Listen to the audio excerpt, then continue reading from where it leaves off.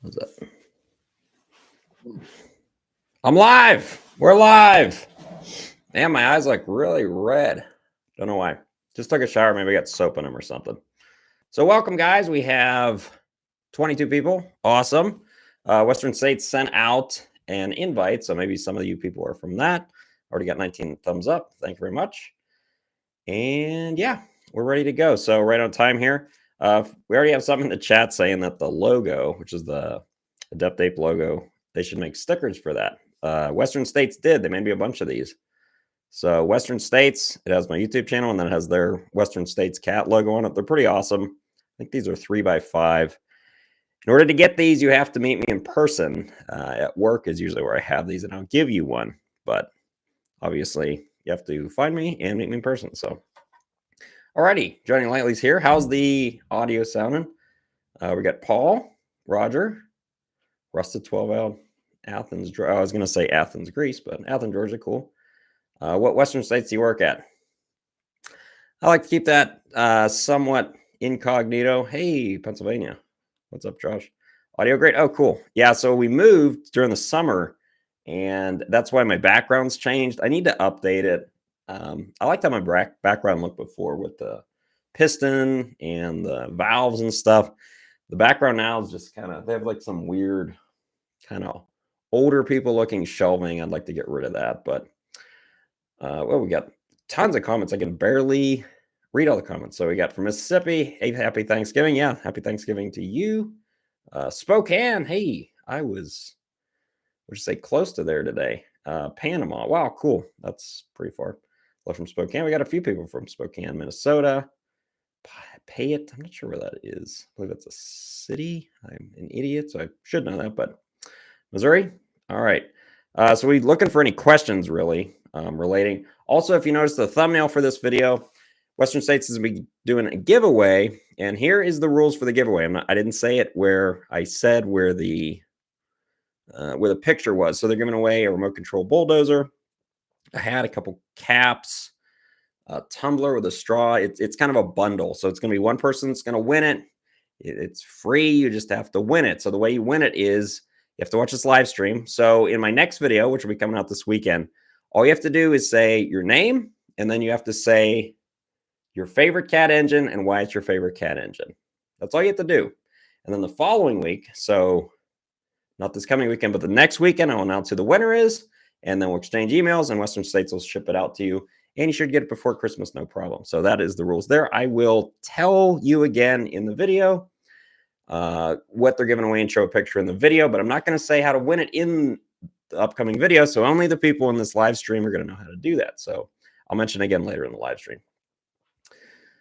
So what questions are we getting already? Payette is about an hour north of you. No one knows where I am. Okay, some people do know where I am. So I was at the hydraulic shop in Spokane about a month ago. Oh yeah, that you must be talking about the Liberty Lake shop. So Liberty Lake, yeah, it's their new flagship facility, beautiful. Bethlehem, Pennsylvania. I believe I've been there before. So many questions. I'm ready for questions. I haven't really got any yet. Let's see. Let's have an AFA class. I've only taken an AFA course once, and that was a week-long class. I'm not really suited to teach the course. So I would love to teach the course, but I would want someone that knows more about. If you don't know what AFA is, it's after failure analysis. So Christian asks, are you ready for snow tomorrow? I don't believe it's supposed to snow in some parts of Idaho. I believe like Pocatello is supposed to get snow tomorrow. I'm not in Pocatello though. We have snow already. It snowed here a couple inches last Saturday, but nothing major yet. Last year at the end of November, we got a ton of snow. We got like 18 inches or something. A Caterpillar, or it says Carpillar 7. I'm assuming that's C7. Takes about 10 to 14 seconds to start in the morning. This is Hector Castro. First technical question of the day. And if anyone sends a super chat or whatever, I'll be sure to, say thank you and answer their question also. But so a Cat C7, 10 to 14 seconds. That's a long time cranking. So C7s, and he doesn't say if this is a common rail one or the Huey. I'm going to assume it's a Huey one, which would be a KAL, a SAP, or WAX serial number prefix. Those are If they're hard starting, and they're not the best starting in cold engines, particularly if the engine's cold, because they rely on oil pressure to fire the injectors. So if they are hard starting, few things to check. First, the inlet heater. So they actually have a grid inlet heater on them. And it's basically like a big cigarette kind of lighter thing, but it's on the intake. So when you turn the key on, it should say wait to start. That should mean your intake heater is coming on. You want to wait about 10 seconds for the light to go off, then you can crank. That should help. Easy way to check if it's working, pull the intake tube off, not the actual intake itself, but just the tube going into the intake. Turn the key on and see if the grid heater, you can see it should actually almost get glowing red hot, or if you have a temp gun, it should get much warmer.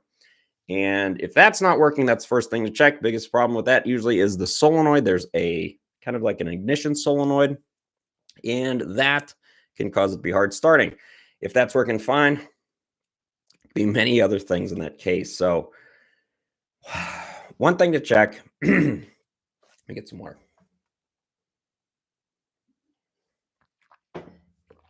If that's working fine, would be to check that you don't have a miss when it starts up. A lot of times when it's very cold, you might have an injector miss or a dead injector when cold.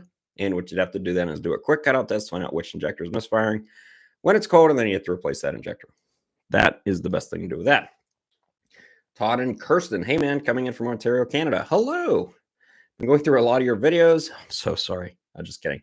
And really cool stuff. Bring on the international videos. Oh God. No more internationals, please. I wouldn't mind doing a DT466. I've never torn into one of those. That'd be cool videos. Opinion on non-wastegate turbos. Oh, well, there's a lot of variety when it comes to non-wastegate turbos, aren't there? I mean, you literally have turbos that don't have wastegates. Then you have like the CAT equipment turbochargers, which don't have a wastegate technically. They have a balance valve. That's kind of a cool system. It's similar to a wastegate as far as reducing the speed of the turbocharger, but it's kind of a two-speed turbo. I have a video on that if you haven't seen it. I don't like VGT turbos. I'm not a fan of having a computer module and moving parts inside of a turbo. Obviously, the impeller spins on a turbo, but I would prefer to keep turbos with as few moving parts and computers bolted to them as possible. Blake Van Zanten, how did you get started as a diesel mechanic? I'm very interested in the field, but I'm worried about going through trade school. Any advice? Oh man, I've been in for so long. I almost hate to give advice on what you should do because you're probably a lot younger than me and your situation is much different than mine. So how did I get started as a diesel mechanic? Well, I didn't want to be a diesel mechanic, even though, diesel mechanic. That's what I am now. So, and now I've been with two different CAT dealers, been in Western States now for 3 years. I was with Cashman Equipment for 15 years before that. So I was going to automotive school. I got into cars in my late teens. I had some older cars and I enjoyed working on them, which is funny because my dad hates working on cars, but I enjoyed working on them. So I was taking some automotive courses. They had a good automotive course in Las Vegas, where I was at the time. So what I did was working there. My best friend's father worked for the CAT dealer. And a lot of times the best way to get into CAT dealer is you almost have to know someone depending on the situation. Now, at the time, it was harder to get on a CAT dealers depending on how busy or not busy they are right now. It's actually hard to get techs, but I didn't hire as a tech. I was a yard guy. I was delivering generators, running cable for generator side. And I just kind of got in with that. And then I started working on the generators. And I kept going to automotive school, but that kind of died for me as I started working more on the CAT stuff. And then when I got in the CAT truck shop, that's when I really enjoyed it. And basically at that point, I was like, okay, no more automotive stuff. Definitely going to do CAT truck. So, okay, ton of, Premier Excavating. VGT turbos are trash. I'm surprised the system works at all for how much carbon is in those systems and the heat that they put up with. Cummins loves those things. I don't like them. They're just weird. I mean, you hear a Cummins, it's idling next to you and it's spooling up all the time and dropping. It's weird. Beard season. I literally just shaved today again. Mrs. Adept Ape. She likes clean shaven Adept Ape. I might grow the beard back. It hasn't been super cold here yet. It's been below freezing, but we'll see. Still riding the bike a little bit too. I rode it Monday to work. So, okay, answer that question. Wow, I'm getting so many questions. Let's see. Dylan McDonald, what are your thoughts on a C15? I used to say ACERT, but Cat likes it to be pronounced assert, apparently. That's not how it's spelled, whatever. They should have made it ACCERT. Being converted to a single turbo. Do you have to back off the IVAs? Well, technically, this question would be talking about removing or deleting emission systems when it comes to IVAs. Now, modifying the turbocharger system, that doesn't really affect the emissions, but I know why people convert them to single turbo. The Cat designed them with a compound turbos for a reason.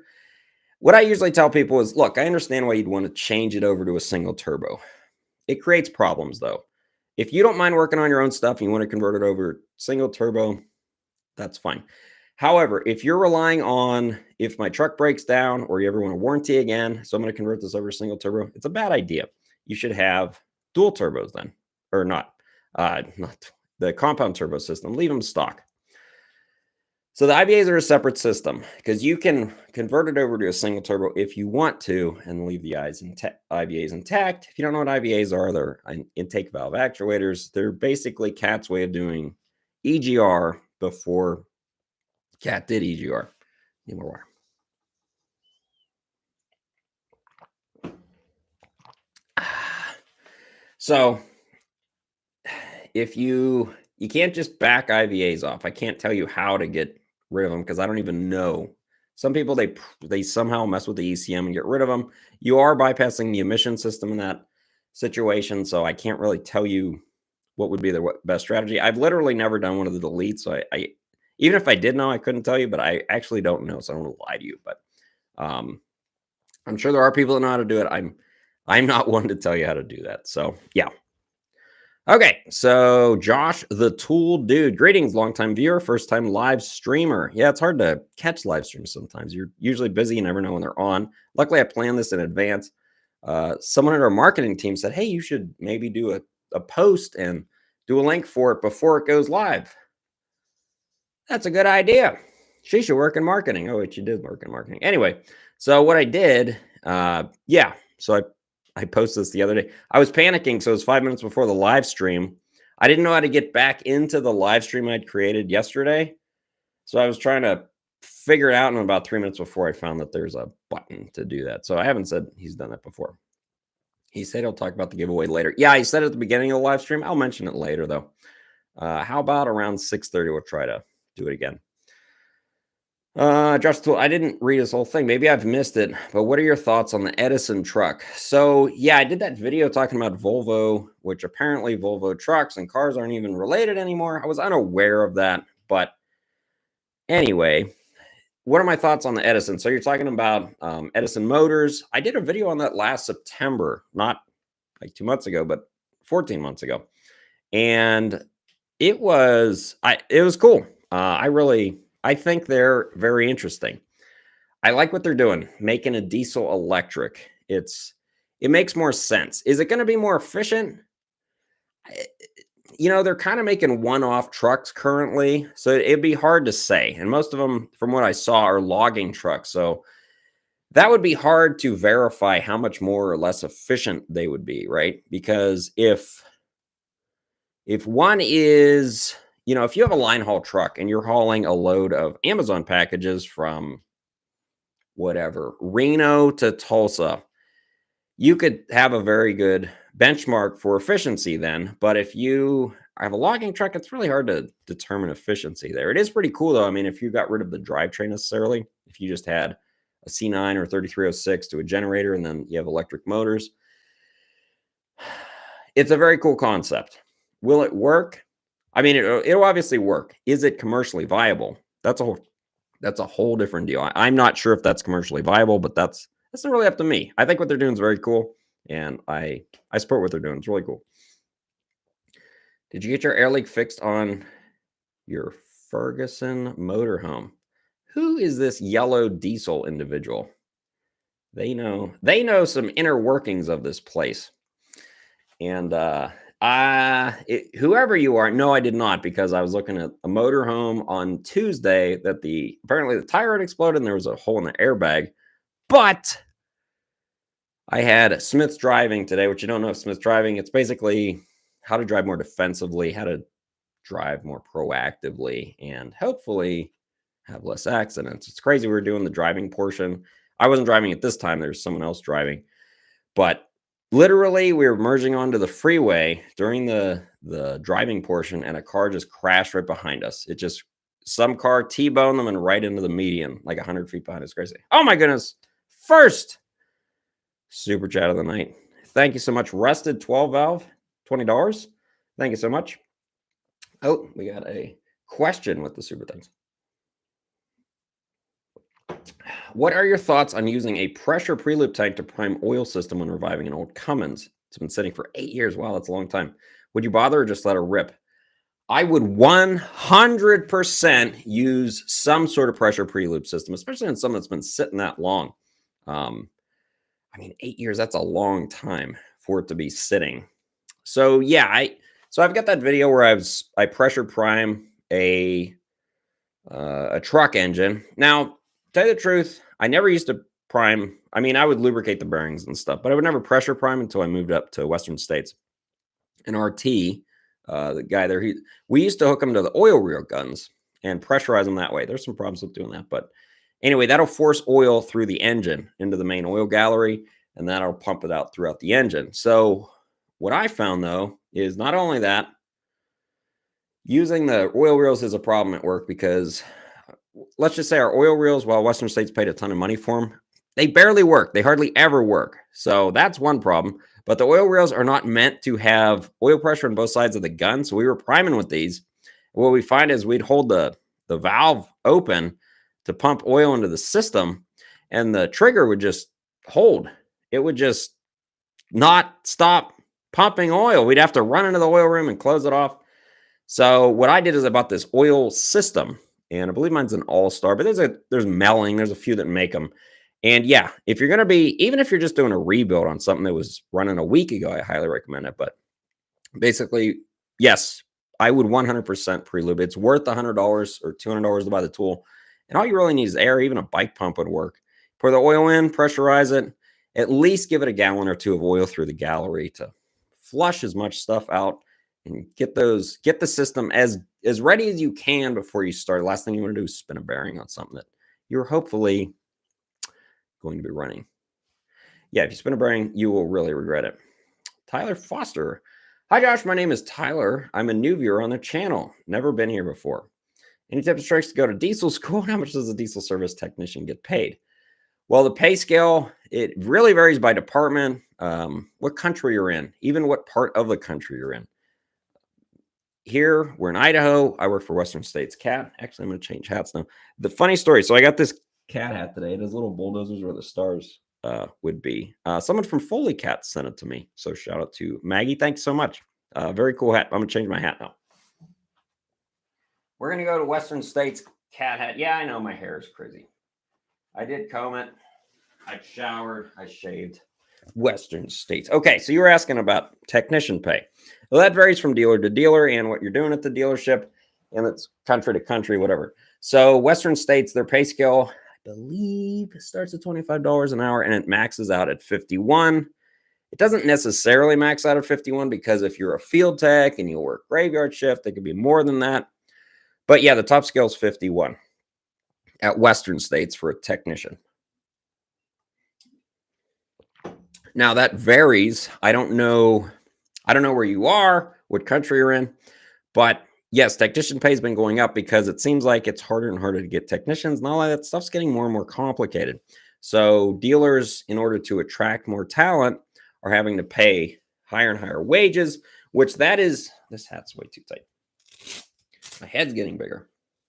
And which that drives up the labor costs for stuff, which, inflation's hasn't been helping out too much, but it does help the technicians with the higher wage. So yeah, Western States, you can make up to $51 an hour in the shop. They have kind of a 3-tiered system. They have apprentice, journeyman, and master level. So I'm considered a master. I don't tell people, hey, I'm a master technician. I'm a mechanic or a technician. They prefer I say technician, but anyway. So that's what the pay scale is here. You'd need to check with whatever dealer you would be working for. And some may have a lock system like that. A lot of it's mostly based on experience. But yeah, that's the pay scale. Okay, Russ 12. Oh, he replied, "Thank you so much for your reply. For what to do, I'll plan on pressure pre-looming it. I've seen All Star on Amazon with good reviews." Yeah, yeah. If you watch that video, I actually have a link in that video to the All Star unit, and they had sold out after I'd posted that video. I'm not saying that's why they sold out, but if you go to the actually click the link from the video, you can help the channel because you'll be paying it the same price, but I actually get a percentage of whatever you pay from Amazon if you do that. So if you're going to get it, please click the link through there. Thank you so much. Allosaurus 67. Hey there, Josh. Good to see you. Have a happy Thanksgiving. Well, thank you so much, Allosaurus. Allosaurus, that was kind of similar to a T-Rex, I believe, Tyrannosaurus Rex, but was it earlier or later? I forget. 67. I have owned two different vehicles that were 1967. Not sure if you own a 67 vehicle or you are a 1967 person, but there you go. So thank you so much. Let's get some more questions. Going to try and bump out as many questions as long as I keep getting questions and super thanks. I'm going to try and just keep going with this until my wife and kids get back home, or if the dogs are crazy. What is Western State shop rate? Well, that varies by what shop you're in. I think the truck rate right now is $175 an hour, so pretty expensive. Jose Ramirez, what are your thoughts on a C15 Assert SDP serial number that's been deleted? Oh my goodness, how could you possibly delete the ARD system that is so foolproof? I understand why people do it, but can't say that that's a great idea. Under all the emission stuff, the SDP is a pretty good engine. They change, I mean, they're different in significant ways from the precursors, like an MXS serial number, because they have a way different oil cooler system. They have different injectors. They have the plug-in style injectors that have dual solenoids. I mean, the valve train's very similar. The cams, over the head are in the plug-in style injectors that have dual solenoids. I mean, the valve train's very similar. The cams, over the head are in cam. They're pretty good engines. I mean, an SDP generally would go 500 to 800,000 between rebuilds. I mean, if you aren't pulling exhaust gases back into the intake and you don't have an emission system with higher heat and more back pressure, you probably would be getting closer to $1 million on rebuilds there. I've seen a few of them. Obviously, I work for a cat there, so you don't get a lot of the deleted trucks into our shop, but pretty good engine. I would say they're not as good as the precursors were, the BXS, MXS, NXS, but strictly in aftermarket applications, a deleted SDP is a pretty good engine. At least you don't have DEF to deal with, What is your favorite cat engine? This is from Shoeless Trucker. Hope you get some shoes, man. It's cold out there. Highway sleeper truck as far as miles per gallon is concerned. I mean, if you're strictly looking for mile per gallon, you probably want a smaller engine. And a smaller engine, a good smaller engine, I'd probably recommend a C12 or a C13. Now, I love C13s. They're my favorite engine. You are asking what my favorite, what would be the best for mileage? They're smaller, they're lighter. So strictly speaking, you should get a little bit more mileage just based on having a lighter engine. But in the series of things, most of the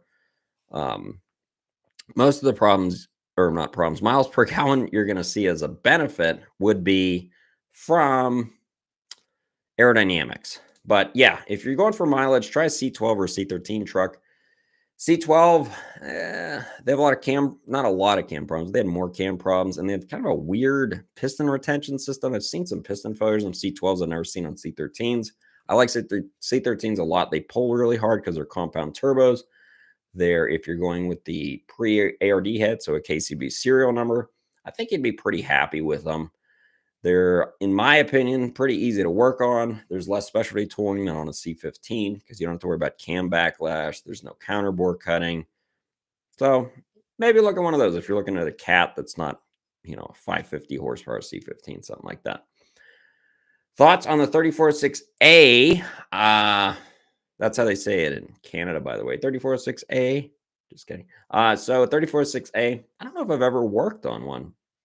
I've worked on a lot of B models, some C models, which Bs and Cs, there's not a big ton of difference between them unless one's a peak and one's a mechanical. That's the biggest difference. Jose Ramirez, appreciate the answers. Thank you for your so informative videos. Have a happy Thanksgiving. Thank you so much, Jose. I remember I did answer your question, but I don't remember what your question was by now. I've answered so many now. Todd and Kirsten, have a good one. Got a flight. Thank you so much for being on the live stream here. Oh, we're up to 200 viewers. Awesome. Opinion on Max Force cats. Are they as bad as they say? I mean, are you talking about the cat trucks?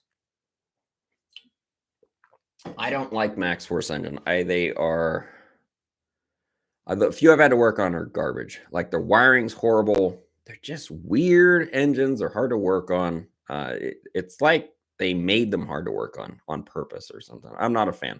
Not a fan of the cat trucks. Did you see Peg at Zip Ties and Buy Supplies gave you a shout out? Really? This is Eric B. I don't watch a lot of other diesel channels. I mean, I make diesel videos. I am at work at least 40 hours a week working on them, and then I pick a truck to work on, a tractor to work on. So I don't actually watch most other people's diesel videos necessarily. So I'm wondering which episode it is. If you know which episode it is, I'll watch that one to see why. They must have been working on a cat or making fun of me or something. But I don't know. That's pretty cool. I do know their channel. They have a very big channel. A little jealous, but I mean, some of these channels they're produced. I mean, it's their full-time job. They have professional editors, stuff like that. I'm a one-man operation here, and I work full-time. This is kind of a side gig that works out really good. So my goodness, there's so many questions. Thoughts on 2KS prefix on the C12? I mean, there's only a few prefixes on C12s. There's nothing wrong with the 2KS. That's a very common prefix for the C12. Probably that one's probably better than the MBL because the MBL was similar to the MBN kind of. C15, obviously, they're much different as far as the MBN's a C15 and the MBL is a C12. But yeah, 2KS is a good serial number range for the C12. Dylan McDonald, building my first 3304 and a machine. Any advice on timing the oil pump? I'm trying to think. I don't think you have. You know what? I don't want to say if you do or you don't. I don't believe you have to time an oil pump. Maybe you meant the fuel pump, but I don't know. I've never built a 3304. I don't believe you have to time the oil pump. I've never seen a carry type the oil pump, but maybe I'm wrong on that. Coming down 30, Josh. I'm glad those nut drivers work for you. Torque Tool was glad to be able to. Oh yeah. Tumble down 30. Okay. Yes, I remember you, Eric. Thank you. Yeah, you have to stop in sometime if you ever see me. I'll shake your hand. But thank you. Yeah, I actually have the. Yeah. So I took the. It's funny you say that. I still have the rest of the kit you dropped off. If you notice, the 930 seconds is missing. Because I have pretty much the rest of these. 930 seconds. I left it in the torque wrench there, and these I'm keeping at the house because I have a lot less tools at the house than I do at work. Probably like most of you do. 101 likes. Yeah, awesome. Now we just need Elon Musk to stop in and drop like $1 billion super chat. That'd be awesome. How much does a Sys cat license cost per year? That's based on the dealer. You have to ask whatever dealer you have for a Sys cat license. It's not really a license because Sys is just a website. So to gain access to that, I'm not sure. You'd have to check. 101 likes. Definitely stopping again. Yeah, please do. Outside the mains. Hey, Josh. Why would my Acer T15 lose 4 to 5 psi of oil pressure when pulling a BXS? That's a very good question. So there's I believe it's a BXS. There's an Assert engine coming in, I believe, next week that I'll be working on and probably doing a video about that exact topic. And a lot of times I've seen it's worn bearings, usually main bearings, because as the crankshaft, think as your, piston's being forced down, as it's pushing down on the crank, if you're worn main bearings, you get a bigger gap on the upper part of the main bearing because the crank's being slightly pushed down. Now, oil is fed to the upper main. So if you get a bigger gap, is more oil can pour out of the upper main, which will drop your oil pressure because your mains are the biggest area of oil pressure reduction if they're worn. So that could be. I've heard of bad oil pumps, oil bypass valves, some other stuff. But when I hear that, that's what I think. Okay, that was Heavy Haul Garage. We got somebody. Good evening from Nevada. Happy Thanksgiving, everyone. Ken Uber. Why, thank you so much. Ken, are you from which part of Nevada? We have, I mean, it's a big state, but generally everyone lives in either Southern Nevada, meaning Las Vegas, Henderson, or Reno, or Elko. Elko is actually pretty cool. You've never been there. Premier Excavating. I hate that answer. I wonder what he's talking about. I don't know. Let's see here. There's some messages being retracted. Oh, Carson City. I've been there before. Really pretty town. Happy Thanksgiving to you as well. I will lose a few PSA when the oil was high. Yeah, oil. I mean, oil will drop. I mean, your oil pressure is going to change significantly, right? Because it's viscous. It's also I'm assuming you're running a multi-grade oil. So yeah, as the temperature increases, even if the viscosity is increasing as the temperature increases, I'm assuming you're running a 15W40. You could have, yeah, your oil pressure will be dropping because the oil is getting more watery as it heats up. If you're pulling a hill though, and your oil temp, I don't know if you have an oil temp gauge, but your oil temp, let's say it's at 230 or 215, whatever. It's not changing, but your pressure is dropping. It's probably not that the oil is heating up. But yes, it will drop as the oil increases. Now, if you're under a very heavy load, your oil should be increasing in temperature, obviously, so that can tie in with it also. But it's, hard to say. Turbo's moving more oil. That's a good point. Yeah, as your turbocharger moves, it's going to be supplied a lot more oil. But if you've ever noticed the turbo oil porthole through the turbo is super, super tiny. Yeah, I don't know. Josh, what is the best tool to compress the valve springs on a C12? Does Cat make one like they do for the C15? Or if you're talking about that tool that basically compresses all 4 valve springs, I'm not sure. I've never had to pull all the valves out of a C12 before. That would be a good question, though. If I don't know if John Goldsmith's on here.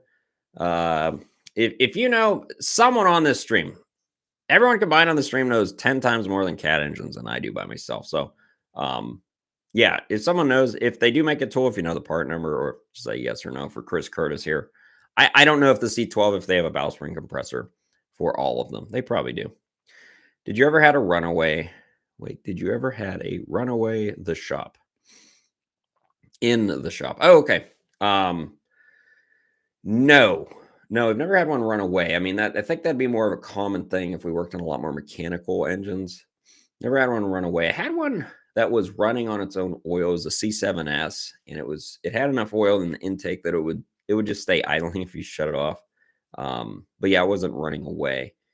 I mean, we've had stuff that's caught on fire, stuff like that, but no, never had a runaway. That could be very scary. Looking forward to the video. Yeah, me too. It's a subscriber bringing the video, or he wants me to make a video, and he's bringing in the truck, supposedly. Very nice guy. He's from Florida. Hey, Josh, thanks for doing this, along with all your videos. Always very helpful and entertaining. I was curious if you have any more of the diesel class videos on the way. Happy Thanksgiving. This is from Dan Mill. Diesel class videos. So not right now. I don't have any in the plans, in the works. And my dogs are fighting with each other. Anyway, the classes are hard because the ones I did on the diesel engine were good, and they got really good views. The one in the electrical system and fuel system, they didn't really do that good as far as views go. Sorry. And as a content creator, YouTube video maker, whatever you want to call me, you kind of get steered by what does good, and you never know what's going to do good. I didn't know that the first diesel class video I do would do so well, but it did. That's why I made more of them. But I'm not really sure what other topic I'd really cover in the classes. I mean, I could go more into the electrical, I guess, maybe do more on the engines. I've kind of covered the basic on all the engines. I've also done the fuel systems by themselves as multiple classes. So there's no classes currently being looked at, but we'll get some. Robert Jr. says, hey, do you have any recommendations for what grade oil not to use in a C15 as far as 1540, a different viscosity? Cat has a guideline, not a guideline, kind of a maintenance manual. I mean, they have a document for everything. Anyone that's worked for cat dealers, you know what they're talking about. But you can go in and they'll give you, basically, it's mostly temperature range. But basically, you can see whatever temperature range you're operating in, and they'll give you a range of what oils would be best for whatever engine that you're running. You could run 1030 in a C15. Probably don't want to do that, though, unless you're running in very cold conditions. Something like a 5W30 synthetic would be fine because at hot temperatures, when the oil's thinner, it's the same viscosity of 40, but it would also give you more protection in a very cold environment because then it's going to be a 5 weight. But look at what you could look at the manual, not the manual. I doubt you have a manual that tells you what to do that, but that's my suggestion with oil. Always go with the manufacturer's recommendation, but a wide range on oil, in my opinion, is better than a shorter one. So a 5W40 synthetic, which I like synthetic oil, though it's quite expensive, will give you a bigger range. So you could, if you're driving from Nova Scotia down to Florida, you could have more protection in the wide range of temperatures you'd be operating in. Woo! One last thought on oil. Run away from Mystic. Mystic. I don't think I've heard it. Is that? No, I was thinking of Marvel Mystery Oil. I'm not a big oil brand aficionado. That's just me. Some people get really into the weeds and want Schaefer's or whatever. I'm not as particular on the brand of oil, but hey, maybe I should be. Maybe I should look into that. Andy Perkins, I have a starter that just came apart a second time. Engine bars over normal, and that is serpentine belt off. What could be the issue? Just a third crap starter, no excessive amperage. Not sure if it's a cat engine that's blown up a starter. I've never seen that before. Oh, Hachi number 5 or 05. $5. Turkey or else. Turkey or else. We actually have turkeys that live around us. A big old group. I don't know what a group of turkeys is called. I don't know. It's like a murder of crows, right? I don't know what a group of turkeys is called. But anyway, they come in the yard sometimes. There's like 30 of these things. You'll hear like, what is this weird noise? And yeah, you go out there and they're just eating every leaf and bug they can see. A rafter of turkeys. No, we're actually having steaks tomorrow. My wife doesn't like leftovers. I like leftovers, but she doesn't want to cook a turkey. And then you have this huge amount of meat that only I'm going to try and consume. So I think did we do turkey last year? I don't remember, but yeah, we got steaks because everyone likes steaks and you don't have leftovers when you have steaks, unfortunately. We're still doing mashed potatoes, carrots. I think we have a pumpkin pie, some other weird pie. She bought like all this ice cream too, which I'm fine with. I love ice cream. It's probably like my favorite thing. Abraham McSteel says, pregnant me, Joshua.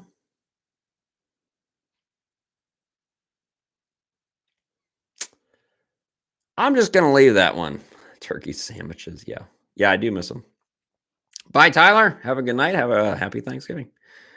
Thank you for the live stream. I'll see you in the next upload or video. Thanks for the hard work. See you in the next live stream, brother. Yeah. Well, hopefully you watch the videos. I don't do that many live streams. I'd rather make videos, but it's kind of cool. I think I'm going to try to do these every Thanksgiving Eve. I did one last Thanksgiving Eve. It was fun. A gaggle of turkeys. I was going to say gaggle, but it sounded weird. Okay. It's good to know. Dr. Grip. Howdy. He must be like an arm wrestler or something, Dr. Grip. Howdy from Texas, Josh. Can you give me a strategy for diagnosing a Huey fuel system? Oh, my goodness. Not an extensive list, but the main points to cover to get one in the right direction. Oh, man. I've got multiple videos on that. That'd probably be the best way to start it. But Huey system, I mean, you got to realize how it works, right? Engine oil is supplied to the Huey pump. It bumps up the pressure. That is the force that forces the plunger inside the injector to inject the fuel. So if you know it's a Huey issue, let's say you have a 164 code or you're getting Huey faults, then yeah, you do need to go after the Huey system. So it depends on which one you have. You either have the round top style Huey pump or the square top style Huey pump. I'm assuming this is on a C7. Two biggest problems on them is the Huey pump or oil leaks under the valve cover. So normally what I do is I plug in. Hopefully you have a way to communicate. If you don't, and you also didn't list what the problem is. If it's a crank no start, if it's just the code coming on. Well, let's say it's a crank no start. You're getting 164, whatever dash code saying, oh, Huey system, whatever.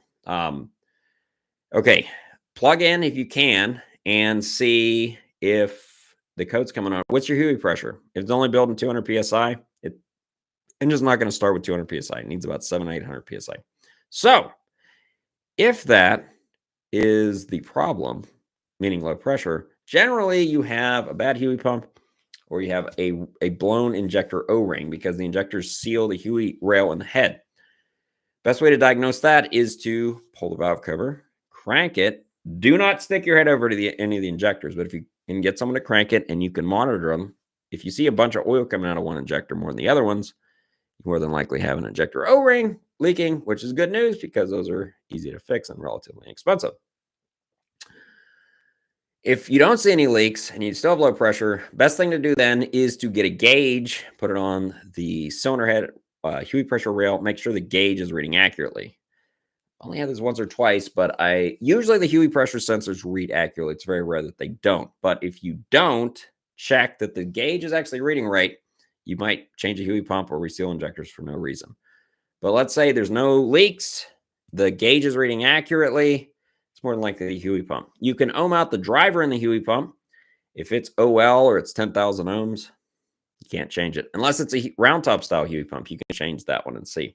If it's also a round top, you can put a bypass valve in it, and that'll cause the Huey pump to ramp up, and that might fix your problem. The videos are better than me trying to explain it here. Shoeless Trucker is a wild turkey aficionado. Is a bunch domesticated. Is called a rafter or a gang. Wild turkey is a type of whiskey, I believe. Let's see here. Nyota, are you still riding the e-bike to work? Yes, I rode it Monday. It was chilly in the morning. I think it was 25 degrees. Not that bad on the ride home. It was like 38 or something. We're farther now. I'm about twice as distance as I was before we moved this summer, but still try to ride it. It's e-assist, so it's not like you're riding a Huffy all the way, but it is farther. I still like riding it to work. Problem is, I'm going to have to take the bike path now, and the bike path, they don't plow in the winter, so once we get a big snow, I probably will not be riding the bike. Unfortunately, I do enjoy riding it, although my wife thinks I'm insane, and she's probably right. Beard Wrench, $5. Thank you so much. We're going to give that a heart. Do you have an Amazon affiliate page with all the tools you recommend in one place? Just got a job as a tech at a cat dealership. No, I do not. I wonder if there's a way to do that on YouTube. So I don't have a website. I probably should have a website, but I don't even have a Facebook because, like I said already, I work full time and I run the YouTube channel. I've got a bunch of kids and a wife and a property and 2 dogs. But anyway, yeah. No, I should have an affiliate page where I list all the tools that I recommend and I can update it and you can click on that. But I need to get a website. There might be a way I can do that on my channel somehow, but currently no, I do not. Unfortunately. Okay. So yeah, an e-bike with a plow attachment. So it's a fat tire e-bike. I've got studded tires. You hit snow, you just stop. It's not a quad or anything like that. 4x4 bike. Yeah, I'll be riding my V8 powered 4x4 e-bike here, my K2500 e-bike here if it snows heavily. Okay, I remember I said around 6:30 I was going to mention the drawing again. Also, someone mentioned at the beginning, my logo and the Western States logo. Western States had me. They didn't have me. They made these for me. They're stickers. These are 3x5s. And I've got about 100 of these, I want to say. You can get one for free if you meet me in person. I don't say necessarily where I work, but if you want me to work on your truck or ever in the area, some of you people know where I work anyway. You can come in, ask for one, I'll give you one. They're free. They're pretty cool. Like I said, I won't mail them to you. You have to get them from me in person. Also, I wanted to mention the giveaway. So Western States is doing a giveaway this year. They're not doing a jacket or one hat. They're doing a bundle. So the picture of the live stream in the community post was a electric remote control bulldozer. It's like it was 2 hats, gloves, a tumbler, bunch of stuff. Anyway, how to win it. I said it at the beginning of this, but I'm going to say it again right now. Is K2500 now identifies as an e-bike. Okay, that's funny. How you win it is the next video, which I'll be posting Saturday or Sunday. Just say your name and what your favorite cat engine is and why it's your favorite. And then I'll pick one of those. And then the following week, so not this week, but the following week, I'll mention who the winner is. And then all we have to do is email and get your information and marketing, but it's shipped out to you before Christmas. So that'll be awesome.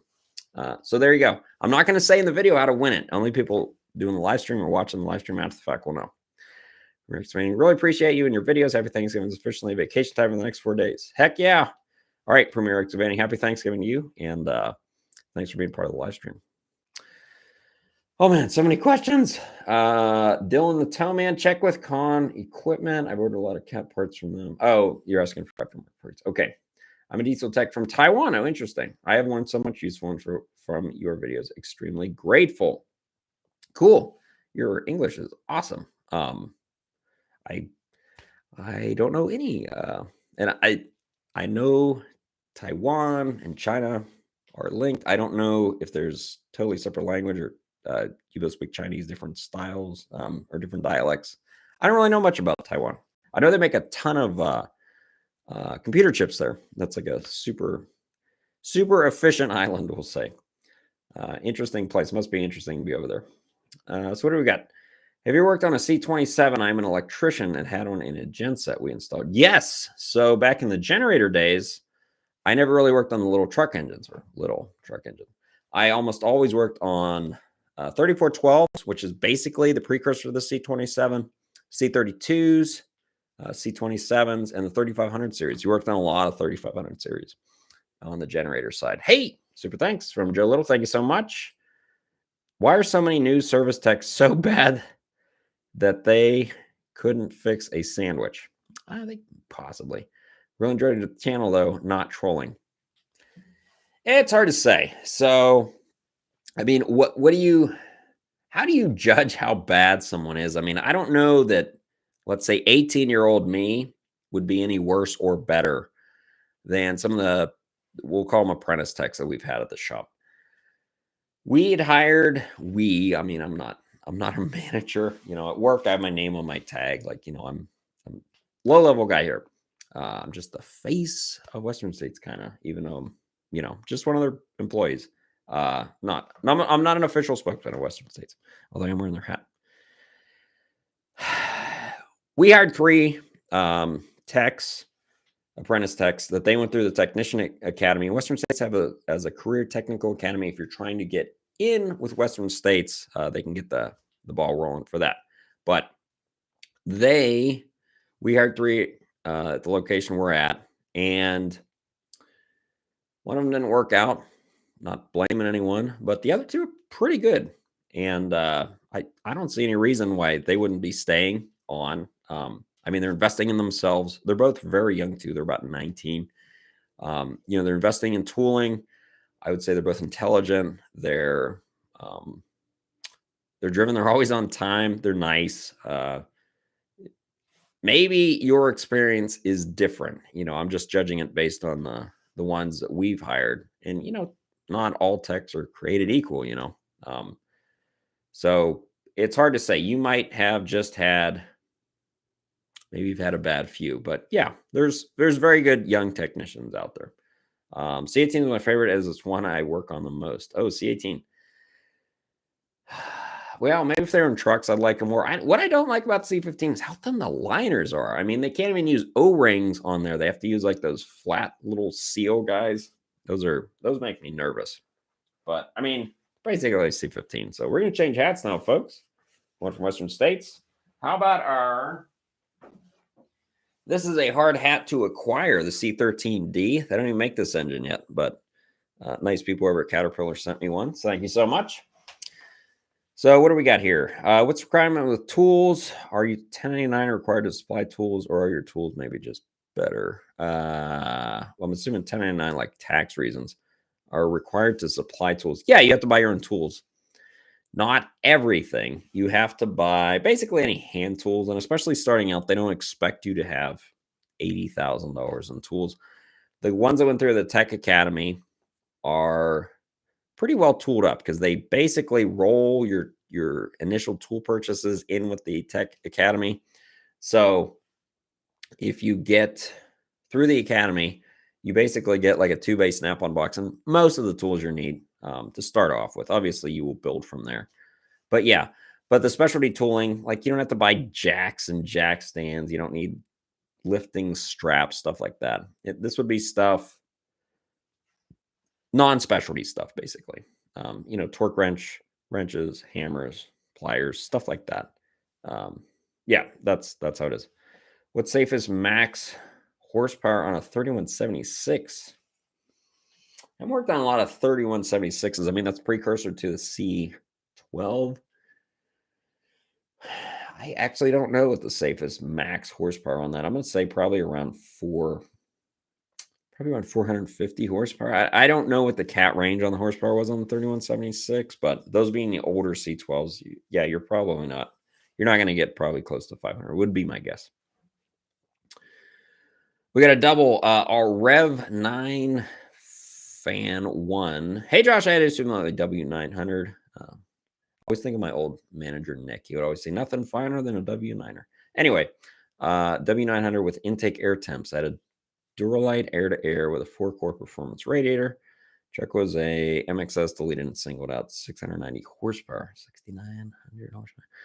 Nice. Coolant temps never went above 205, but as soon as intake temps went to 65, 170, the fan kicked on immediately. Everyone I ever asked has no idea why.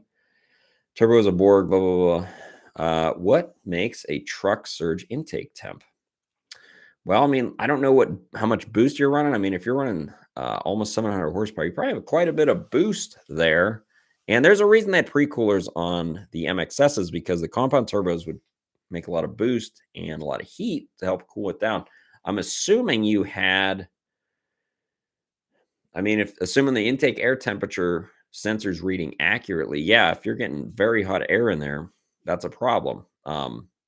Yeah, and the fan's just trying to cool that intake air temp down because you don't want 200-degree air going in your intake, if you can avoid it. Is there a way to decrypt the 4-digit engine designations? 3176, is the displacement in there? No. So you kind of have to know what CAT's terminology is. So, and the 3176 is kind of a confusing moniker because normally like a series will run, like let's say 3116, right? That was a new engine inline 6, 7 liter, 7.2 liter. Then that turned into 3126. So it's like, oh, okay, that's the 3100 series, right? So 3116, 3126, maybe that then goes to the 3176. Nope. 3176 was a totally different engine block. It was 3176. There was a 3196 also, but 3176, which was a 10 liter. I forget if it was a 10 or a 12 liter. But anyway, 3176 turned into C10 and C12, which then turned into C11, C13. And now I believe there's only a C13. I don't know if they make the C11 in equipment. Anyway, no. So the CAT, like their numbering system has nothing to do with the displacement. So the 3406 is a 5.4-inch bore. 3406. The 06 is generally, if it ends with 6, it's a 6-cylinder, kind of like a 3208. 3208 was a 10-liter V8 with 8 cylinders. V8, 8 cylinders. 3408 was a 3400 series, but it was an 8-cylinder V8, so it's a different block. Very confusing. 3306, inline 6. 3304, inline 4. Usually the last number kind of tells you what it is, but it's confusing. Anyway, yeah. Did the dozer in the background ever leave? In the background? Nothing in the background. Unless you're talking about, I'm not sure which one you're talking about. The dozer in the background. I don't know. There's tons of dozers in our shop. Thanks for content, Josh. Gotta go. Shoeless Trucker. Happy Thanksgiving. Yeah, I know some of you guys are on the East Coast and it's getting late back there. I totally understand.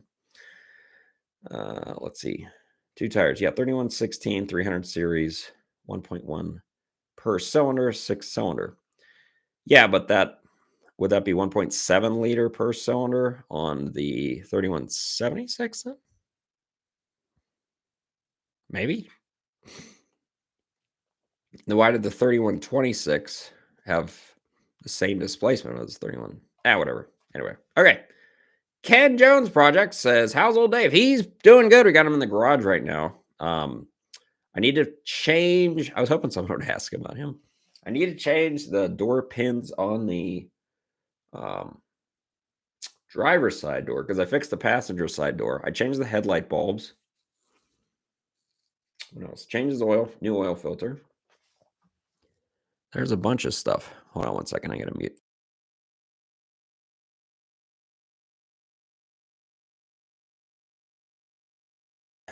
Okay, sorry about that. Yeah, he's doing good. I mean, for $1,500, I am pretty happy. I do have snow tires already mounted that I got used. I haven't put them on yet. They're studded. Kind of waiting on that. I do need to change. He tends to want to pull off the road. Maybe he's getting tired. He tends to want to go right a little bit. If you let go, he'll just kind of start drifting that way. So I need to align it. I don't see any damage to any of the suspension parts. So I need to align it, but I also need to do the front hubs. I hear him squeak every once in a while. I'm like, okay, we got to do it. Yeah, there's a ton that Mort has. I mean, he'll never be done, obviously. But for the price he was, I look at him and was like, okay, this truck's almost free. So gets me to work. It's surprisingly okay mileage too. Even though the odometer doesn't work, I'm just judging based on the distance to work, and I really only end up fill up like once a month, which is really good. Although I ride my bike too occasionally, so that's why V-style engines suck. In diesel applications, yeah, I could. You could make a pretty good argument for that. Although, I mean, they got on the Duramax and the Power Stroke, they got a lot of power of those things. But I think for simplicity's sake, for a diesel, in a gas application, I think V8s, V6s, they make a lot of sense. But motorcycles, V4s, V2s, whatever. But yeah, in a diesel application, I think you have a very good argument for an inline 6 or an inline 4 engine, or an inline 3, like my tractor. Although the thing is tiny. But I mean, then you have 1-cylinder head. It's a lot less complicated when you have an inline engine.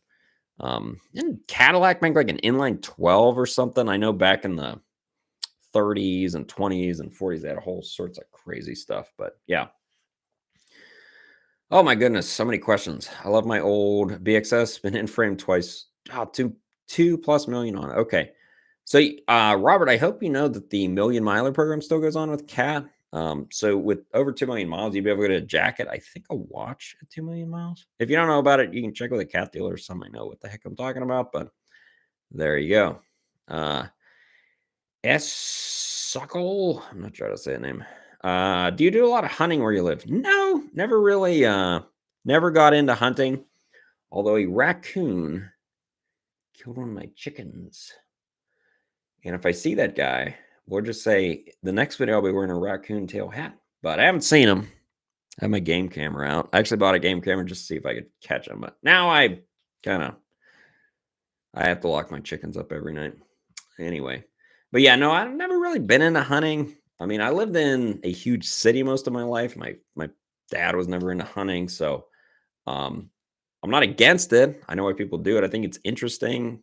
Maybe one day I'll get into it, but right now I just don't have time, folks.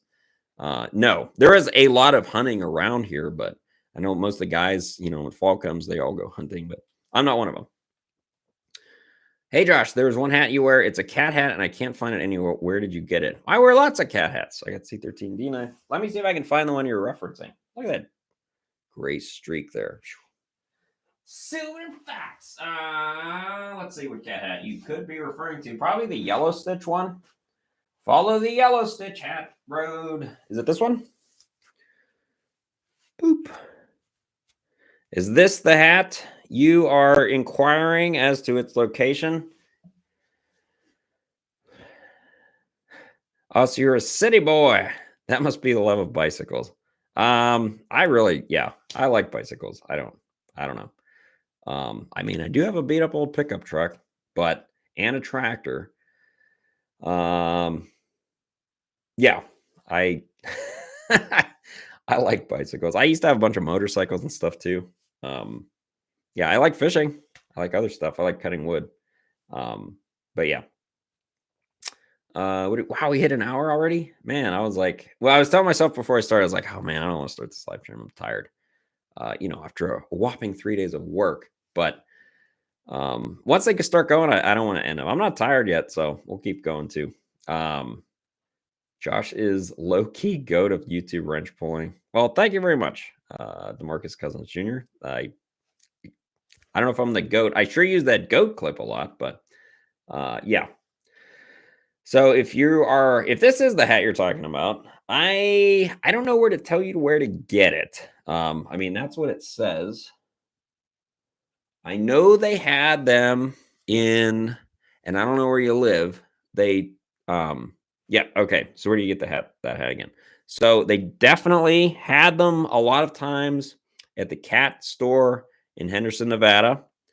It was Cashman Cat though now. Now it's Empire South East West something Empire something. Anyway, I don't know if they stock the same stuff. I mean, not all the same people work there. I know they had them. I'm trying to think of the stores I've been to. They have them. They had them in Meridian, Boise, as people say down there. Western States, the cat store did have them there. Liberty Lake. I don't remember if I saw them. I've seen them at the Hayden store before, which is by Coeur d'Alene. Trying to think of the other stores. Pocatello. I really don't know. And there's also I've like looked at the UPC before because people ask me all the time, "Hey, where'd you get this at?" I can't find them, but yeah, that's where I've seen them personally. Are you working Friday? Well, I'll be working on a video, but no. Western States they pay us Thursday, Friday to have it off. So Jane Greener, yeah, CDA. Hayden is the store there, but they have had them. I don't know. I haven't looked for them before. Like I said, I've only seen them before. I don't know if they're there. I'd almost need to like call, or if you get like a picture, maybe you could show it. I don't know. And sometimes if you really want it and you can't find it, maybe you live in Kansas or something. But if you get a picture of it, usually there's one person that orders hats from Cat, and Cat has so many different styles of hats. You can show them a picture and say, "Hey, could you order this style?" And then maybe you could pick it up that way. Or maybe they give you a part number or something, find it that way. But anyway, enough about my hats. Ring Freddy. No. Do you know if you can get online for those of us on the East Coast? Oh yeah, I don't know. Like I said, there's no UPC or anything on this guy. I wish there was like a part number or a hat version. I don't know. What's this?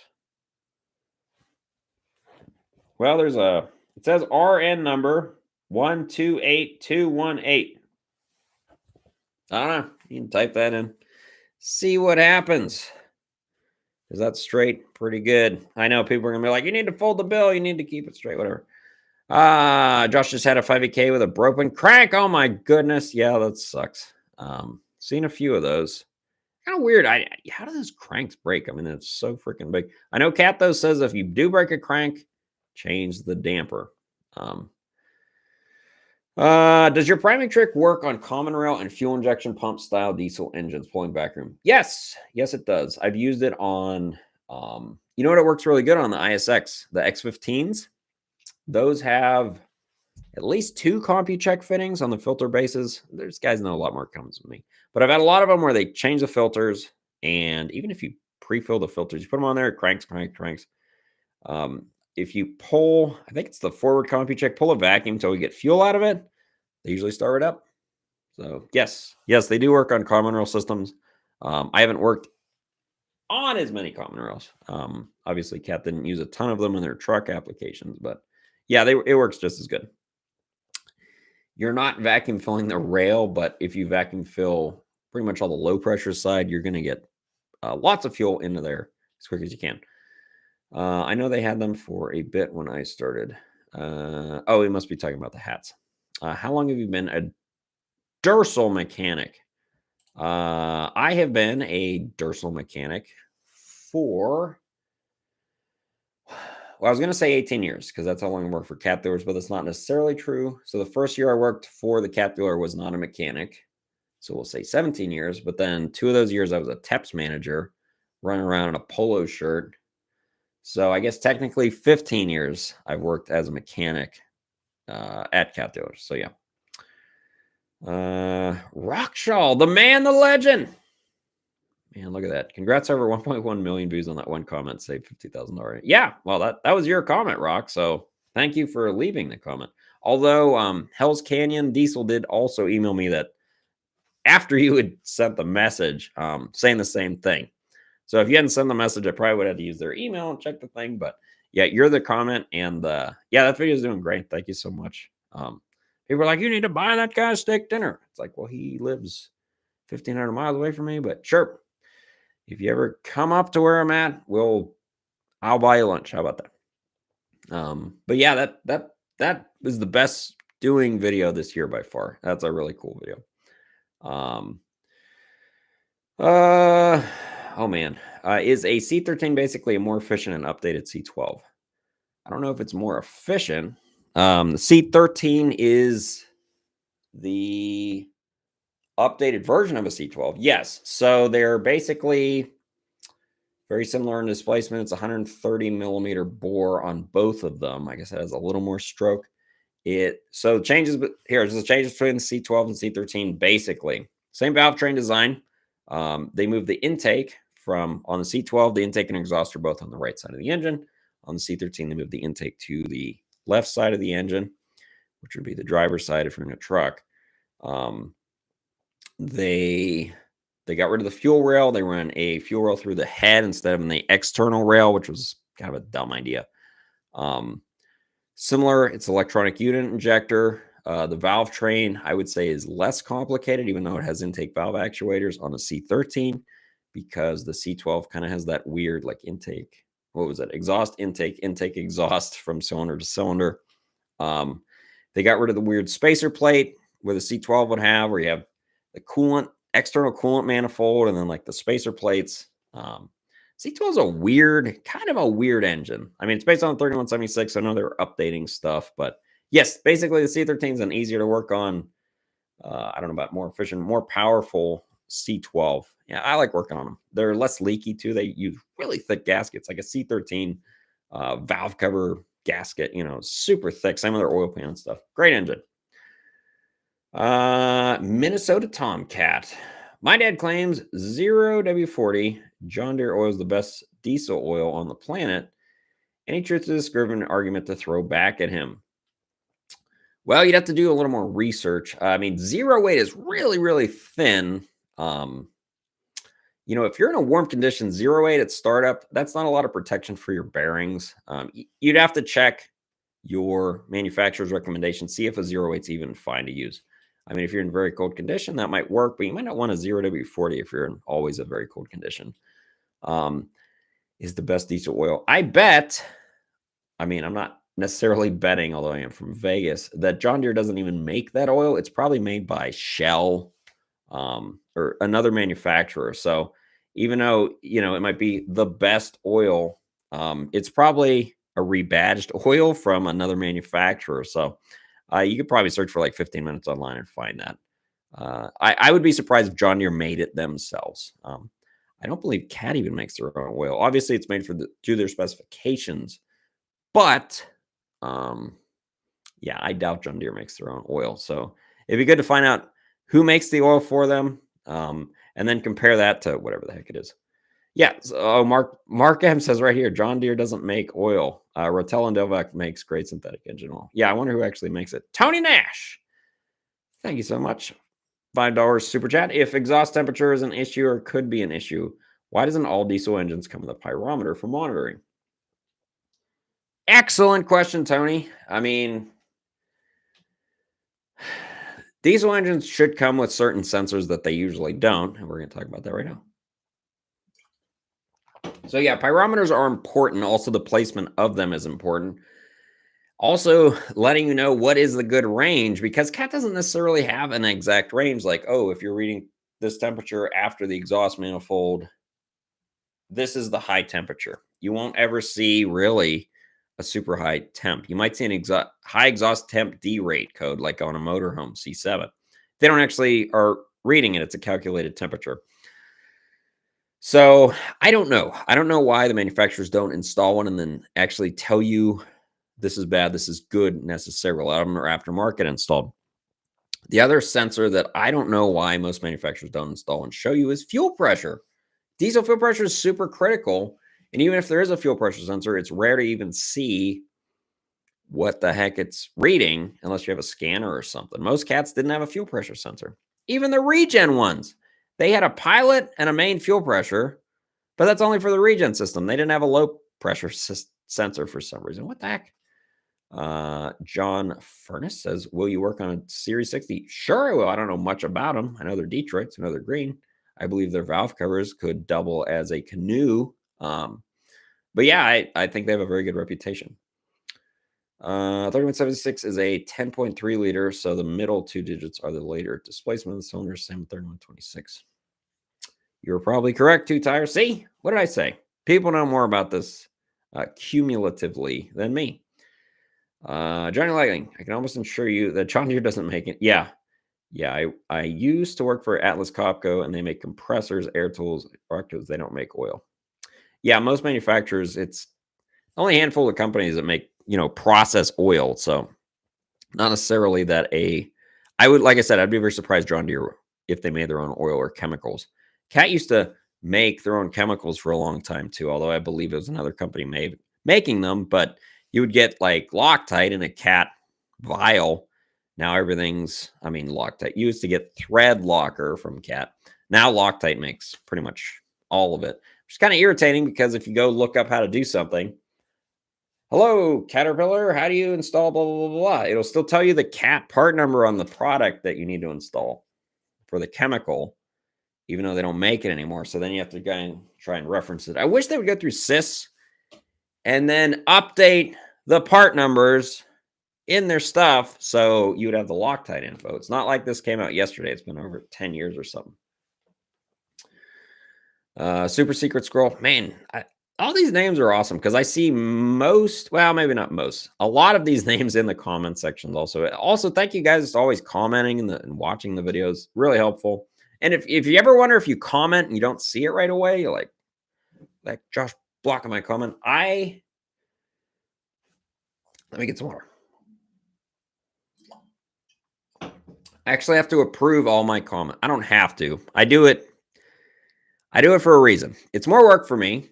But what I do is I put them all on hold, so I have to read the comment for a couple reasons. One is sometimes certain people are very rude to each other on here. Even if you're wrong, pretend that the guy you're commenting to is standing in front of you. Like, don't say something that would get you punched in the face in the comment section generally. People can be very rude to me, to others in the comment section. But one of the other reasons is, and I think they've really stamped down on this, scams. People would take my picture, Adept Ape, on Telegram and say, click this link, blah, blah, blah, blah. So when they started doing that, I think people started emailing me saying, hey, I never got the blah, blah, blah that I was clicking on. And I was like, oh my God. So what I had to do was, now I approve all the comments, which is not a huge deal. It's easy to do, but it prevents the scams as much as possible and rude comments. So that's mostly why I do it. But thank you. Sounds like you need some admins. Yeah, I wish maybe I'll get some admins one day, but it's okay. I can handle it right now. I wish I had someone to answer emails for me. That would be nice. Those are always coming up.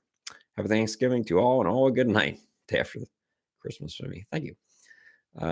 Yeah, Christmas season technically starts, I guess, tomorrow night. Would it be? I love Christmas time. I'll be putting I got to get new Christmas lights for my toolbox. Put them up every year, but my lights are getting pretty raggedy. They're over 10 years old. Josh, is there a small cat engine like a 4-cylinder that I could swap into my Jeep? That's a hard one. So Cat never made, as far as I know, very small engines. I believe the smallest cat you could get that's a real cat, not like a, little Perkins things. Those aren't real cat engines.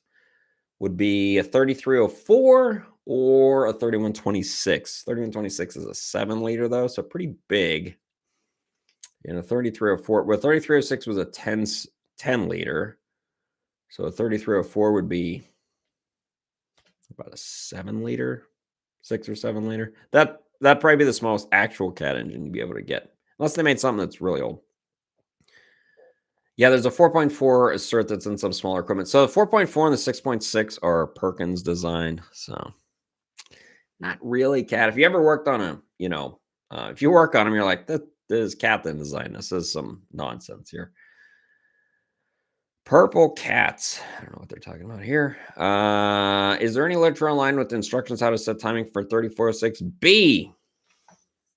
Probably is online. I don't know if I have not done a video on that. It's kind of complicated, not necessarily to pin it. So on a B model or C model, you have to pin the pump and you have to pin the flywheel, right? Right. And you have to make sure you're on TDC 1, not 6. So those are pinned. The problem is your timing advance. On the front, you have like that big ice cream scoop bowl thing. So they made a 3114. I've never heard of that before. But anyway, so what was I talking about? Oh, timing of the B model. So yeah, you pin the pump, make sure you're number 1, pin the flywheel. You then have to install the timing advance on, but you don't torque it yet because you have to take slack out of the gear train. So they have you torque the bolts down. I forget the torque. It's like finger tight almost, like 10 inch-pounds. You then back up. You unpin. I have not done this in over a year. You unpin the crank. Yeah, the flywheel. You like back it up and then you back it forward. And then they should be pinned. It's kind of a pain in the butt because a lot of times they'll move and you end up having to do it a bunch of times. Sometimes you get lucky. I should make a video on that. If I do it again, I'll try to make a video on it because I'm sure that information is hard to find. And that's mostly why I do my channel. Yeah, the small Perkins they put in cat skid steers were trouble, weren't they? Yeah, I'm not a huge fan of the smaller Perkins and I own a Kubota, but I don't know why you'd buy a yellow Kubota to put in a Jeep. You might as well just buy like a Kubota. That would be cool to put a real cat in there, like a 3304 or something. 3126 would be good. What do we got? Quarter hole. D-Bear. Hello, I own a 2001 6NZ. My wife's calling me. I wonder if the engine would be considered more valuable if it's unopened with the original head on for resale value.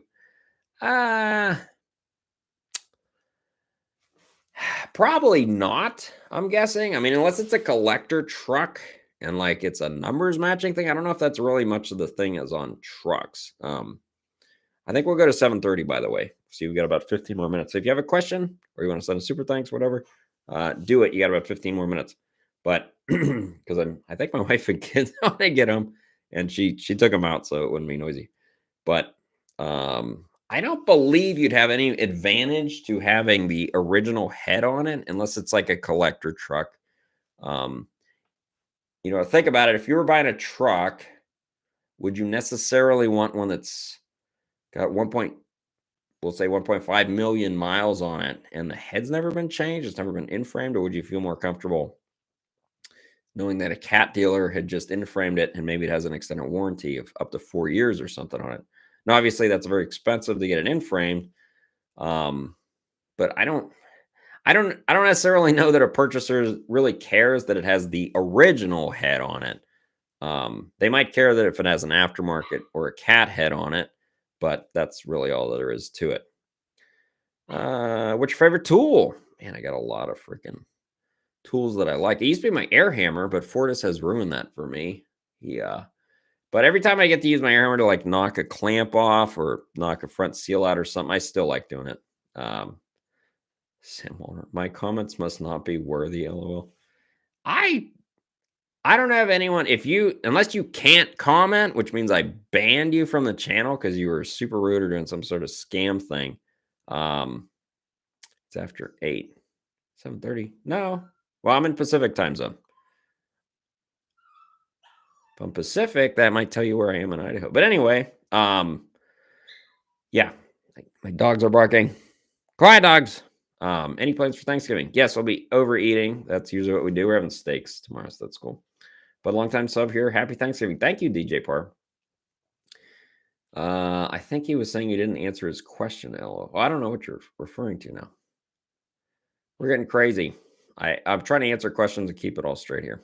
What's your favorite tool? Oh yeah, air hammer. I love that thing. Some of the favorite things every time I use, I like using. I use my vacuum brake bleeder for priming fuel systems. That's really cool. I love using that. The airlift. If you're filling cooling systems, vacuum fill them. Get an airlift. That's the best way to do it. Get the brass one too, not the plastic one. I love that. So every time you use it, I'm like, how does this thing work? I mean, I know how it works, but it's amazing. Are there any updates for a C12 in a motorhome that oh my gosh, these dogs that Cat might have? I mean, updates. There's not a lot of updates that I'm aware of as far as like part updates. Other than just doing your basic maintenance. Depending on how many miles on C12s are bad for going through camshafts early. So now if it's in a motorhome, it probably doesn't have that many miles. But if you're talking 200,000, 300,000, 400,000 miles, you might be looking at a camshaft situation there, which is kind of a pain in the butt. But yeah, C12, not really. You want to take oil samples on a C12? They have a lot of places where they will get coolant in the engine oil.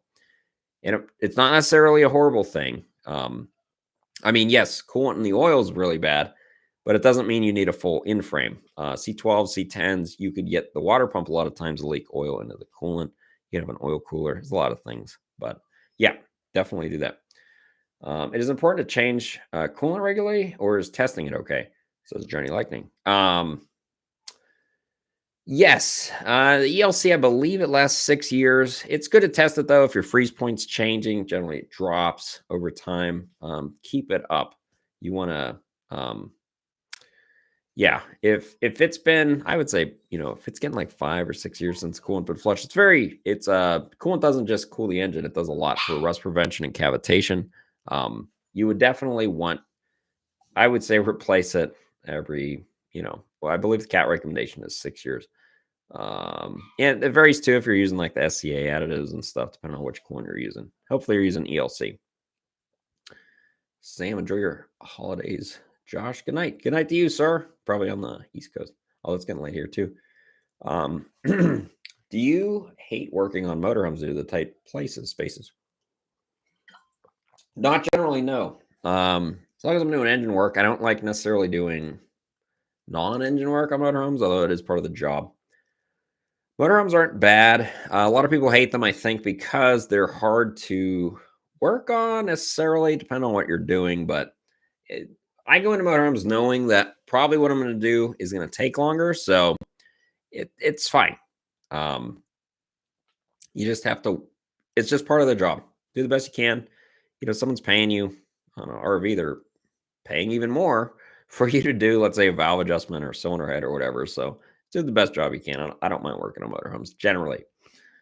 Same guy was asking, why does Cat charge $45K for a rebuild if Platinum Kit is $13.5? I think he said his comment wasn't worthy because he didn't answer, but that happens when comments fly in. Oh, okay. Yeah, sorry about that, Sam. So yeah. Yeah, sorry. I'm trying to answer these questions. I just get so many. So, oh my goodness, I'm at 7:30. So, yes, so 45,000. So if a platinum kit's not going to cost 45,000 by itself. So the platinum kit itself, yeah, is about 13.5. Add taxes. Depending on where you're at, we'll say it's 15, right? So that's for the parts. Then you have labor. Labor varies a lot. labor used to be $115 an hour, 110. Now it's depending on what you're doing, 165, 175, almost 200 some places. So labor is going to be close to the part price now. So double that, you're almost at $30,000 now. Most places don't tax labor, but you're almost at 30. That's with just the platinum kit. Are you getting counterboards cut, wiring harnesses, air compressor, oil cooler, turbochargers, camshaft with rocker arms? It can add your parts cost and the labor increases with any additions you need to do to that at the same time. So yeah, so let's say you're doing an in-frame and you add a camshaft and rockers on a C15. You just added not a ton of extra labor because you have to pull the cam out anyway. But you just add a lot of money. You're probably talking about $3,000 for the cam and the rockers. Like on a C15, the rockers cost more because they're the rocker arms lifters. So yeah, you're 30 grand there. Then once you add the cam, there's another $3,000. If you add an extended warranty, depending on what your serial number is and stuff, yeah, you start getting closer to $45,000. It adds up quickly. I don't control the pricing. It sucks. It is very expensive. I mean, you can do that frame yourself and buy the parts, and you'll be good to go. But most guys don't have the time to do that. Country Boy number 1, Country Boy. Thank you so much. Just answering a previous question, but depending on a room, I'd run a 4BT Cummins. Oh my goodness, disgusting. Just kidding. They're both reliable, just space dependent. Yeah. If you can get a little Cummins, who makes really good small engines too?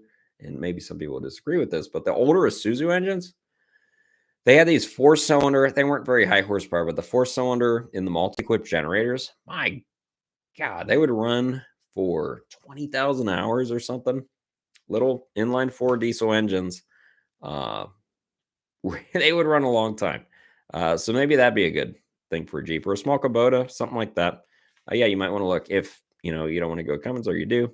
Yeah, can't kill a Isuzu. The little diesels are, from what I've heard, are great. And the ones in the generators were very, very, very long lasting. The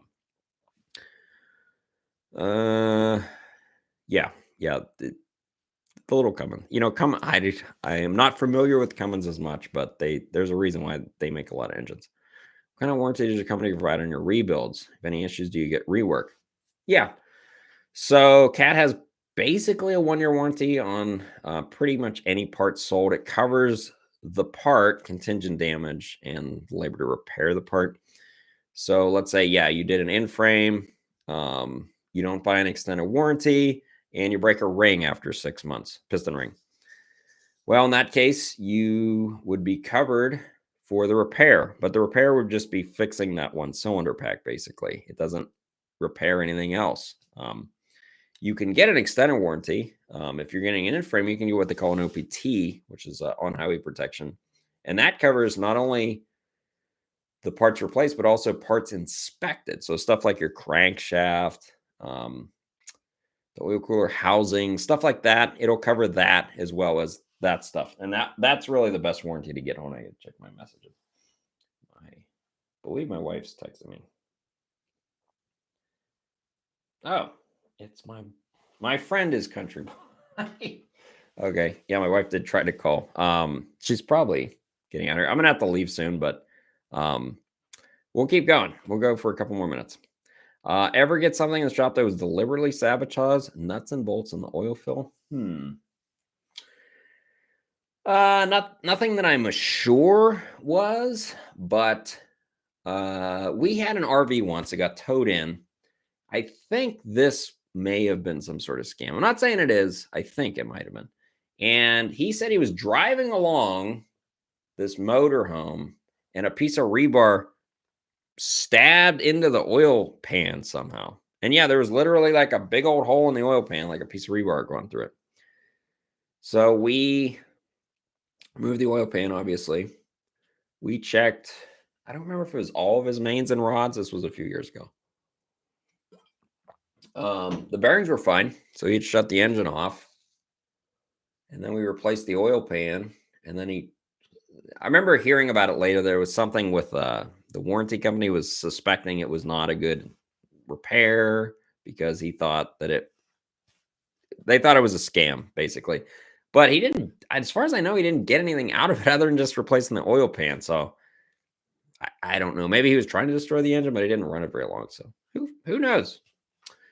Skylar Johnson's cat in Idaho Union. No, we are not union here. We are, I believe Idaho is a right to work state also. So coming on 30. Eric, thanks. Have a great Thanksgiving. Come see us sometime. Yes, sir. I'll see you later. Kubota V1930 engine rebuilt and went to install. Will not tie. I don't know what you mean by will not tie. Any ideas? I'm assuming start. Not real familiar with the Kubotas. I mean, make sure you got fuel pressure and stuff. Idaho is a right to work state. So yeah, not much meaning. Yeah, I thought it was a right to work. I believe Nevada is also. Oh, will not turn. Oh, that's a lot different. Well, you want to see if it'll rotate by hand. I mean, if you won't rotate by hand, then you might have a engine locked up situation. In that case, you're probably gonna have to pull the oil pan off and then start taking bearings off one and one to see what the heck's going on there. Ever worked on a natural gas engine? Nope. Have not. Thoughts on running waste oil as diesel fuel? I'm sure you could run it in a low enough quantity in fuel, and it would still work. Probably depends on the type of fuel system you have, but other than that, I'm not really sure. What's the biggest engine you have worked on? 3516. 3516. Worked on a bunch of those, actually. I've seen 3520s, but we never worked on them. And I see a 175, but I never got to work on it. Oh, Chris Bryan, thank you so much. Canadian, $28. Biggest super chat or super thanks of the night. C18 and a Challenger tractor appears to have a seized tight. Not sure what a tight is. No low oil pressure. Wasn't hot. Moderate load going down the road. Any ideas? Appears to have seized tight. No low oil pressure. Wasn't hot. Moderate load. I mean, a seized engine, you don't know. I mean, it could be many things, but unfortunately, you're going to have to pull the oil pan off and find out what's seized. I mean, did it literally just spin a bearing for some reason and it wasn't knocking? Like it spun a main and then all of a sudden just locked up. I mean, an engine at 1500 RPM is turning very quickly. So stuff can go bad very quickly, even if it wasn't really showing signs. Maybe it started showing signs 5 minutes before it happened, but it wasn't something they would have noticed. It's hard to say. That is a tricky one. Would you entertain doing more live streams or other time constraints? Yeah, I don't like appointments necessarily. So if I have like a scheduled live stream that I always have to be on, that would kind of stress me out. I think I don't mind doing them once they're started, though. I can just keep talking and talking as long as I don't run out of water.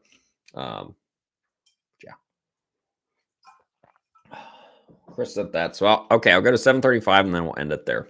Look, thanks for helping. Thank you so much for the super thanks there. Could be in the drivetrain. Yeah, the C's. It doesn't necessarily mean it's the engine, but who's yeah. Have a great Thanksgiving. Can't wait to see more of your videos. Well, hopefully you'll like the one coming up this weekend. It's going to be a topic video. I didn't do a lot of work this week, at least nothing that was really video worthy, but hopefully some of the topic videos are pretty interesting. So I'm going to thank you guys, everyone on here that's, sending super thanks and watching the channel. It's a lot more successful than I thought it would ever be. I get to celebrate my 31st birthday. Well, happy birthday, Jason. Not sure if that's today, but happy birthday. Oh, it's tomorrow. Okay. Well, happy birthday. I was 31 at one time. I'm now older than 31, but good times. Yeah, hit the thumbs up button. Well, I think it's not a thumbs up. It's a heart, right? I wonder if I can hit the thumbs up button. Let's see. Yes, I can thumbs up myself. Will you ever move to machinery? I've been doing a lot more machinery lately. I mean, I did that 745. So that was engine work, but to tell you the truth, I want to work on engines, not necessarily. I see guys doing track work and hydraulic work, and I'm just like, oh, I'm getting too old for that stuff. And yeah, as long as they have engines, it's helpful to be an engine guy. It's good to be good at one thing, but generally okay at everything. So, yeah, Not in the field, but I enjoy your videos. Well, thank you, Scott. Any updated truck engine videos coming on? Any updated truck engine videos coming on? I don't really know what you mean by that, Jason. Any updated truck, like ones I've worked on before, they got left out. Coming out. I mean, I should be doing a truck video next week. That one might be good because the customer actually wants me to do the video, so it's pretty cool. Does Cat make a smaller engine you would recommend in a 4x4 Land Cruiser? Happy Turkey Day. Jason, we had this discussion 15 minutes ago or 20 minutes ago. Basically, like a 3126 or 3304 is the smallest cats you're going to get. Probably best thing would be like an Isuzu or a Kubota or a smaller Cummins.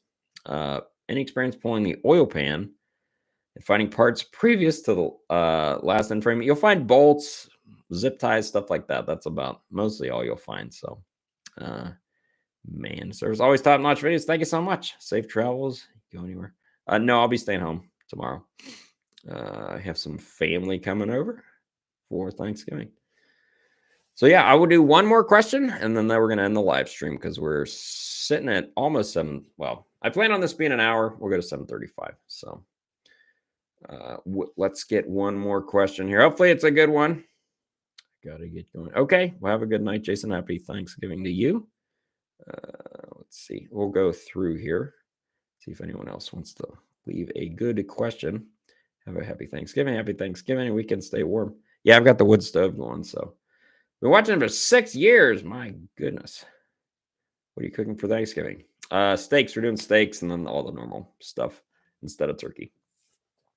That's the plan. That doesn't count as the question, though. We got to get a good and nice, juicy, medium rare question. That's what I want to end it. Maybe on a C13 or something.